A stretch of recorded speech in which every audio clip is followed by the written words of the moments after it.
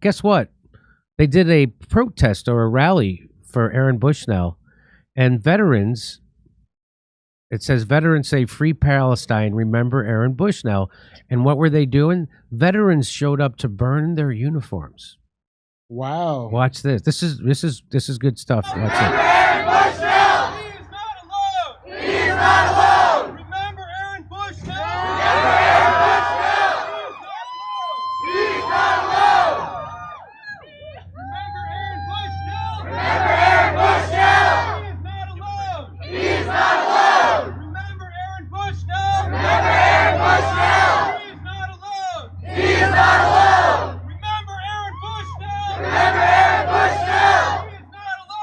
He is not alone! Remember Aaron Bushnell! Remember Aaron Bushnell! He is not alone! He is not alone! Wow. Remember Aaron Bushnell! Remember Aaron Bushnell! He is not alone! He is not alone! Remember Aaron Bushnell! Remember Aaron Bushnell! He is not alone! He is not alone! Remember Aaron Bushnell! Remember Aaron Bushnell! He is not alone! He is not alone! Remember Aaron Bushnell! Remember Aaron Bushnell!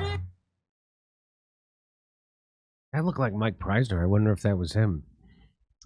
You know, that guy's a soldier. He was active duty, right? Aaron Bushnell. We showed that thing of they're deploying Americans there to go help with the bombing. Yeah.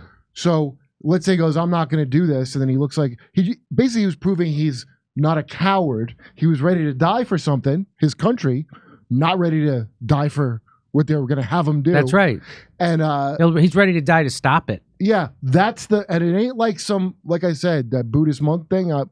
Buddhist monks do goofy shit all the time, so it don't really have the effect that it does when an active duty service. That's not so easy to just mock away or jeer away. Somebody in a military uniform doing that to themselves. That's the thing you got to think about. Even if you want to trash them, you still got to think about that. Like, why would somebody do that over that? So that's pretty effective, actually, overall. It's been really effective what he did. It's got a lot of people thinking. It affected a lot of people. It is the topic of conversation. And his last words even got read out on CNN. So that's pretty powerful. Also, the second person in a 3-month period to light themselves on fire in protest, just historically speaking, going back, even one person lighting themselves on fire to protest indicates the war's not going that good. Wow. It's not a war. That's another thing too. Well, that's one of the major problems with it. This is not a war. Well, this then is you them lose into a prison break. Great job, guys. Because they wouldn't need to bring American servicemen in to help if they were winning. They wouldn't need to do that.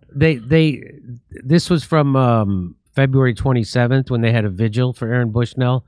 Here's how they responded. The establishment.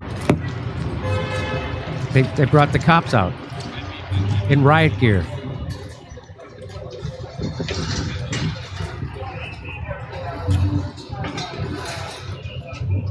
More cops than they had on January 6th.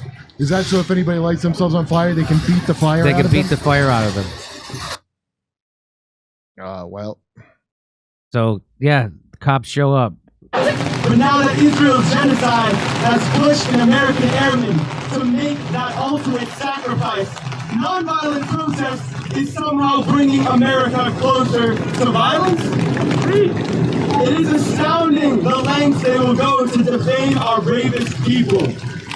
Because what brings Americans closer to violence and danger is imperialism. What brings Americans closer to violence is our government's funding of genocide in Palestine. Palestine will be free. From the sea to the river. In our millions, in our millions. We are all Palestinians.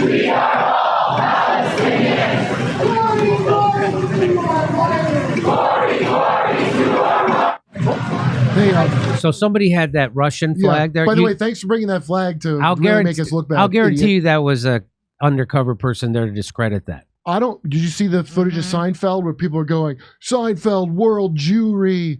They kept saying he's part of the world Jewry. Well, that old archaic. I never even heard that term. Yeah, it's an old anti-Semitic term. Okay. There's a whole bunch of ops that they always got to put in a thing. Yeah. To wave a Soviet flag. Who the hell is waving a flag of a defunct, right? A defunct power?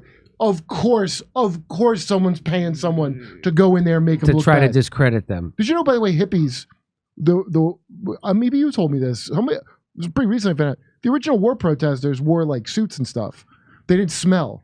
That came in later after, the CIA brought the drugs and so stuff like, hey, we should never bathe, that don't really make sense. Yeah. Well, it turns out that's part of the plan to destroy an anti-war protest so that you hate hippies for the next 30 years.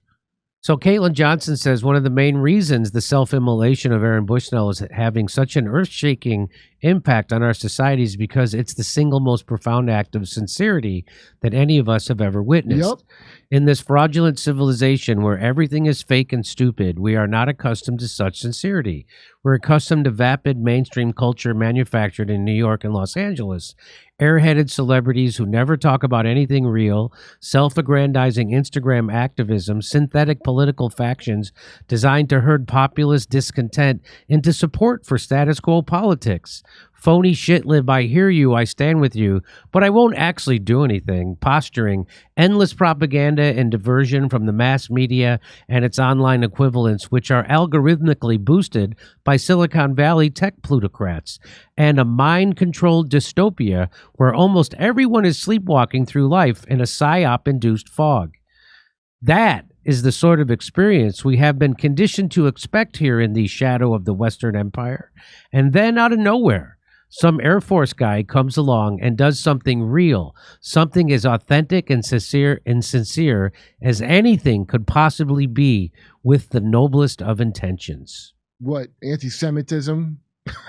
Remember they accused the other one of anti-Semitism? Yes.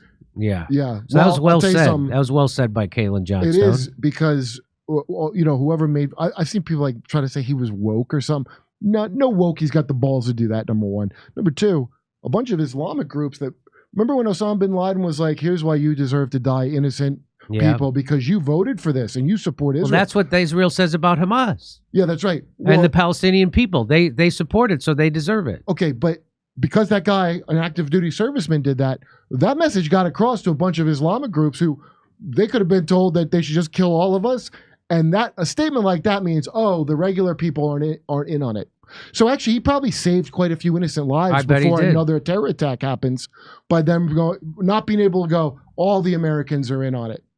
They're not. So guess what? We live in a oligarchy, so it doesn't matter who or what we vote for.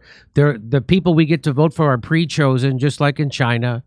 And the people who you want to vote for, they kick off the ballot and they don't allow you, and they smear them and discredit them. That's what happens in America. You get your candidates pre-chosen by the establishment. And guess who's won every election in my lifetime? Goldman Sachs and Bank of America and the military-industrial complex. The House was won every election. It doesn't matter if it was Bill Clinton or if it was George Bush. Bill Clinton was going to come in and cut the legs out from underneath the unions. He was going to explode the prison population while gutting welfare and deregulating Wall Street and consolidating the media. It didn't matter if it was Bill Clinton or George Bush the first that did. They both did it. It doesn't matter if it was Mitt Romney or Barack Obama. You were both going to get a right-wing healthcare plan that was a giveaway to Big Pharma and the insurance companies, while he kicked 5.1 million families out of their houses and made sure that the bankers still got their bonuses, while he dropped more bombs than George W. Bush. It didn't matter if it was that or that. It doesn't matter. Hey, you remember when everybody's wondering if Taylor Swift and the Football Man are a psyop? Yes, all the things of your life and your culture are a carefully designed psyop to make you be a chump, which many people are. Like, there's not a single aspect of it, of this absolute insane Moloch worshipping death cult, that is not a psyop. This was what she says, great. It's somebody being so sincere. It's crazy. He was sincere to the point of crazy, because that's what an insincere, fucked up place this is to live. That's right. Hey, come see us live on tour in Los Angeles, Palm Springs, Stockholm, Amsterdam, Rotterdam, Berlin, Copenhagen, Oslo, Stroudsburg, Pennsylvania, Cortland, New York, Oakmont, Pennsylvania, right outside Pittsburgh, El Paso, and San Antonio, Texas. Go to jimmydore.com for a link for all those tickets.